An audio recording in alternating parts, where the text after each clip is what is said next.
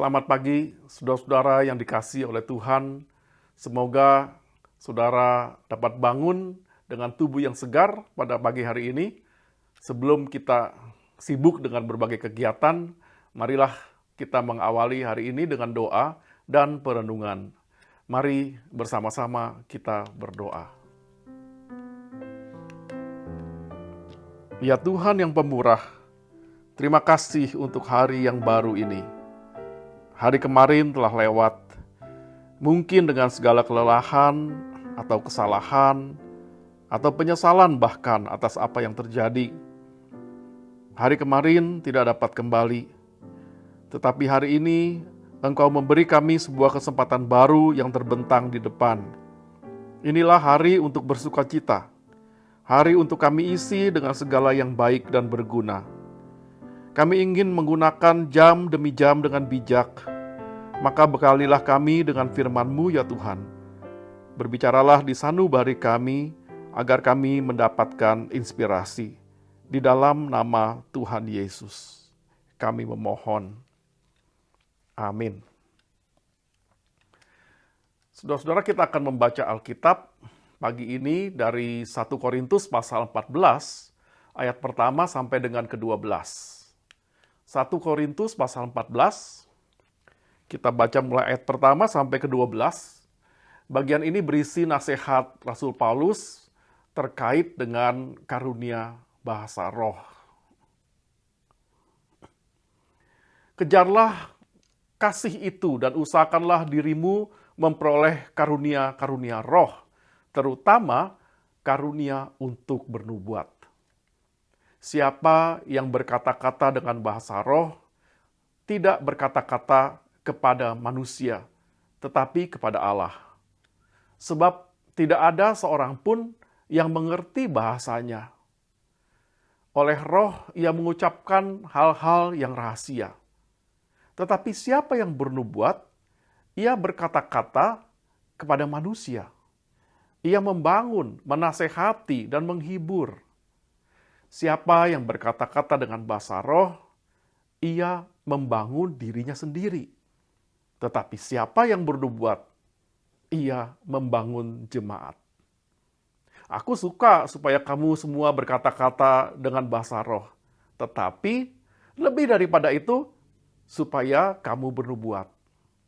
Sebab orang yang bernubuat lebih berharga daripada orang yang berkata-kata dengan bahasa roh. Kecuali kalau orang itu juga menafsirkannya sehingga jemaat dapat dibangun. Jadi saudara-saudara, jika aku datang kepadamu dan berkata-kata dengan bahasa roh, apakah gunanya itu bagimu jika aku tidak menyampaikan kepadamu pernyataan Allah atau pengetahuan atau nubuat atau pengajaran? Sama halnya dengan alat-alat yang tidak bernyawa, tetapi yang berbunyi seperti seruling dan kecapi. Bagaimanakah orang dapat mengetahui lagu apa yang dimainkan, seruling atau kecapi, kalau keduanya tidak mengeluarkan bunyi yang berbeda?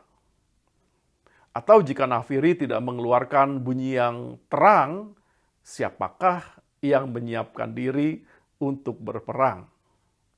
Demikianlah juga kamu yang berkata-kata dengan bahasa roh. Jika kamu tidak mempergunakan kata-kata yang jelas, bagaimanakah orang dapat mengerti apa yang kamu katakan? Kata-katamu sia-sia saja kalau diucapkan di udara. Ada banyak, entah berapa banyak macam bahasa di dunia. Sekalipun demikian, tidak ada satu pun di antaranya yang mempunyai bunyi yang tidak berarti. Tetapi jika aku tidak mengetahui arti bahasa itu, aku menjadi orang asing bagi dia yang mempergunakannya. Dan dia orang asing bagiku. Demikianlah pula kamu memang berusaha untuk memperoleh karunia-karunia roh. Tapi lebih daripada itu, hendaklah kamu berusaha mempergunakannya untuk membangun jemaat. Demikianlah firman Tuhan. Saudara-saudara, pernah di suatu masa saya ingin sekali bisa berbahasa roh. Serius. Ini kejadiannya jauh sebelum saya masuk ke sekolah teologi. Waktu itu sesekali saya menghadiri sebuah persekutuan di mana beberapa anggotanya itu bisa berbahasa roh dan menggunakannya di dalam doa. Ketika berdoa, mulut mereka komat kamit, mengucapkan kata-kata yang misterius, dengan mata tertutup, dengan raut muka yang sangat kusuk, dan tangan yang terangkat. Saya merasa kagum, terpesona melihat mereka. Seperti menyaksikan mukjizat Tuhan di depan mata. Dan mereka ini tampak rohani sekali. Dan menurut anggota-anggota persekutuan yang lain, mereka yang bisa berbahasa roh ini adalah orang-orang yang sudah betul-betul dipenuhi Roh Kudus. Level kerohanian mereka lebih tinggi daripada kita yang doanya cuma biasa-biasa saja. Jadi wajar kan kalau saya juga pengen bisa berbahasa roh. Siapa yang gak pengen, saudara, kehidupan spiritual kita naik kelas, menjadi selevel dengan mereka itu. Jadi saya memohon Tuhan mengaruniakan bahasa roh itu lama, berkali-kali, dengan berbagai cara, dengan sungguh hati. Namun tidak mendapatkannya. Sampai akhirnya ketika saya masuk ke sekolah teologi, seorang dosen bule itu mengajak kami membedah kitab 1 Korintus dari awal sampai akhir. Dari situ menjadi jelaslah mengapa dan untuk apa Tuhan memberikan karunia roh. Juga menjadi jelas bahwa ternyata bahasa roh itu bukan karunia yang paling hebat. Dan sama sekali bukan merupakan tanda kedewasaan rohani seseorang. Pembicaraan tentang bahasa roh itu paling jelas ada di 1 Korintus pasal 14. Perikop yang tadi baru kita baca. Di sini Paulus membandingkan antara karunia bahasa roh dengan karunia bernubuat. Keduanya berbeda sekali. Berbahasa roh artinya berdoa dengan bahasa yang tidak dipahami orang, bahkan termasuk yang mengucapkan.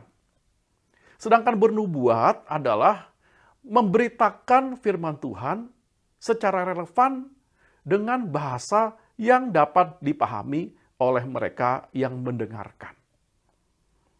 Jemaat di Korintus pada saat itu menganggap, bahasa roh itu adalah karunia yang lebih tinggi, lebih bergengsi, lebih prestisius daripada karunia lain. Namun Rasul Paulus menyatakan sebaliknya. Menurutnya, ketika umat berkumpul untuk beribadah, karunia bernubuat itu jauh lebih penting daripada karunia bahasa roh. Mengapa? Alasannya sangat logis. Paulus menjelaskan di ayat 14. Siapa yang berkata-kata dengan bahasa roh, ia membangun dirinya sendiri. Tapi siapa yang bernubuat, dia membangun jemaat. Menurut Paulus, kalau seseorang berbahasa roh dalam sebuah persekutuan, dia sebenarnya sedang sibuk dengan Tuhan dan dirinya sendiri. Orang lain yang di sekitarnya cuma bisa berdecak kagum, terpesona, melihat kok dia bisa ya berbahasa roh. Tapi ya cuma itu saja efeknya. Orang tidak dibangun. Orang di sekitarnya tidak mendapatkan sesuatu dari dia ketika dia berbahasa roh. Berbeda sekali kalau orang ini bernubuat, artinya menyampaikan firman dengan bahasa yang bisa dimengerti oleh umat. Kata-kata yang dia ucapkan itu bisa membawa berkat bagi setiap orang yang mendengar dia, yang ada di sekitarnya. Dengan memakai bahasa sehari-hari, perkataannya bisa membangun, menghibur, menasehati, dan menyentuh hati. Nah, sejak memahami 1 Korintus 14 ini, saudara, saya tidak lagi memohon untuk bisa berbahasa roh. Yang saya mohon dari Tuhan adalah supaya Tuhan mengaruniakan kepada saya karunia bernubuat. Yang saya maksud bukan karunia untuk meramalkan masa depan.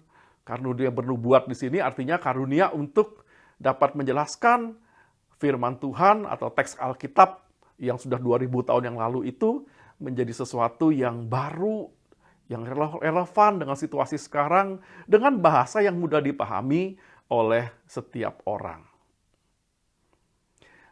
Saudara-saudara, ada banyak sekali karunia roh yang Tuhan berikan kepada setiap kita.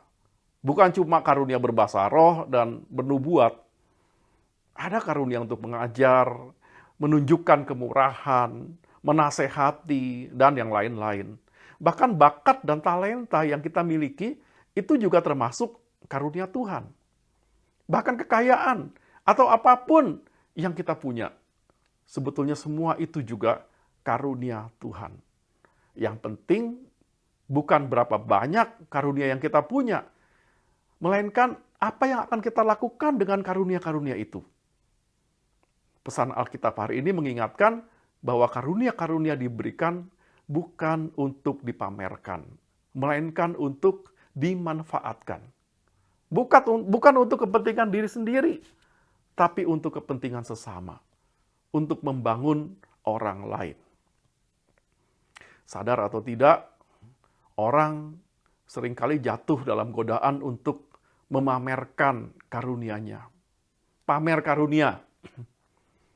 Katakanlah misalnya dalam sebuah kebaktian, seorang pemusik yang harusnya mengiringi nyanyian umat dengan iringan yang sederhana, memamerkan keahliannya bermusik dengan membuat aransemen yang ruwet, yang susah, yang kelihatan keren begitu. Apa tujuannya? Supaya memukau umat. Supaya umat kemudian memuji-muji. Kamu hebat sekali kok bisa main musik seperti itu. Itu pameran karunia. Atau bisa jadi seorang anggota paduan suara menyanyi dengan suara yang sangat lantang. Lebih menonjol dari teman-temannya di anggota paduan suara itu. Apa tujuannya? Supaya perhatian orang tertuju kepadanya. Ini juga namanya pameran karunia. Nah, kebiasaan suka memamerkan karunia ini makin berkembang subur sejak munculnya media sosial. Sekarang ini, saudara, cukup dengan modal kamera HP di tangan, orang sudah punya alat untuk memamerkan segala yang dia punya kepada dunia. Coba aja deh lihat tayangan-tayangan di YouTube atau di TikTok. Atau lihat foto-foto Instagram atau Facebook. Banyak kan yang isinya cuma pamer. Pamer keahlian, pamer kecantikan, pamer kebugaran, pamer ilmu, pamer kekayaan, bahkan pamer kesalehan. Sampai-sampai sekarang ini, saudara, muncul sebuah istilah yang namanya flexing. Apa itu flexing? Pamer di media sosial. Orang tidak lagi peduli kalau apa yang dia pamerkan itu bisa memicu kecemburuan sosial bagi orang yang menonton. Pokoknya saya mau pamer. Sebuah karunia diberikan bukan untuk dipamerkan, tetapi untuk dimanfaatkan bagi kepentingan bersama. Jadi, makin banyak karunia yang kita punya, harusnya makin besar pula tanggung jawab kita untuk berbuat sesuatu bagi orang di sekitar kita. Apakah yang saudara-saudara lakukan dengan karunia yang saudara miliki? Kerohanian sejati diukur bukan dari apa yang bisa kita pamerkan di depan orang, melainkan dari apa yang kita lakukan pada saat tidak ada orang. Dan apa yang kita berikan kepada setiap orang. Amin. Mari kita berdoa, saudara. Ya Tuhan, sumber karunia, kami berterima kasih atas segala yang Kau berikan kepada kami, baik sebagai pribadi maupun sebagai bagian dari gereja-Mu.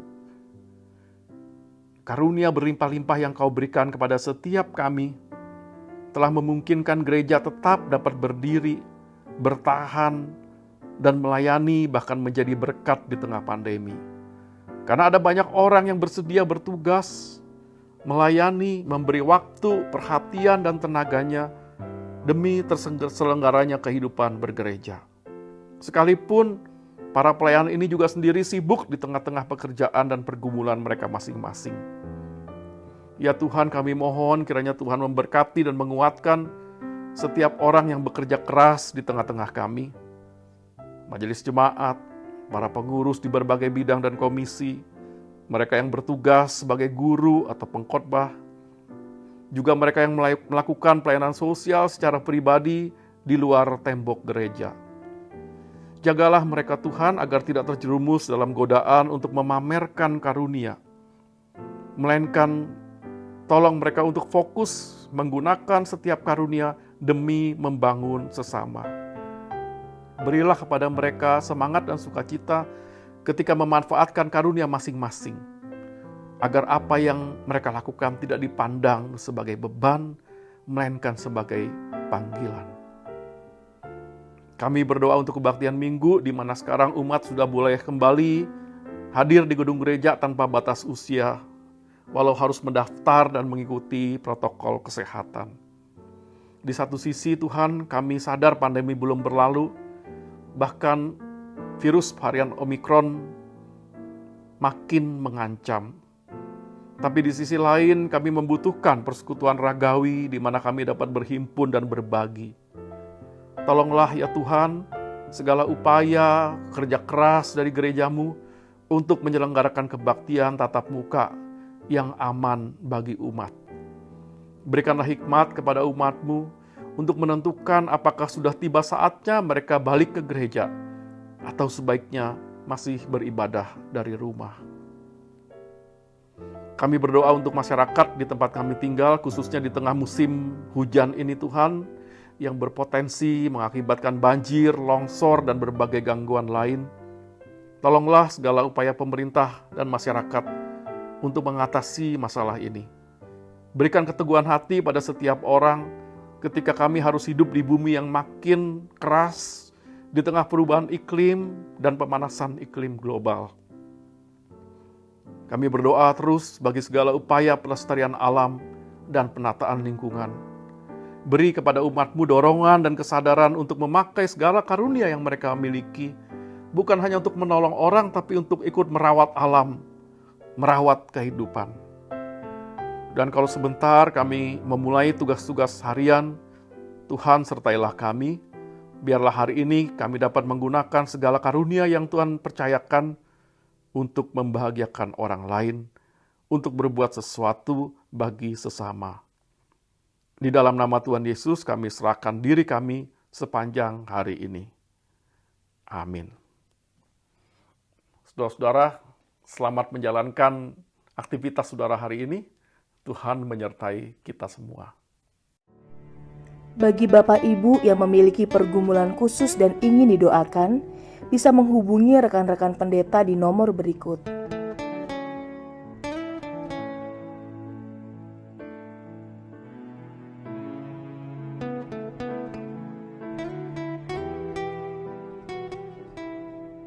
Tuhan Yesus memberkati.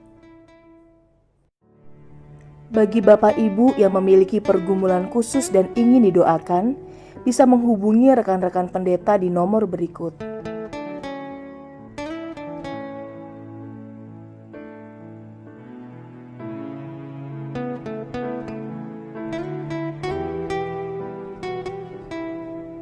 Tuhan Yesus memberkati.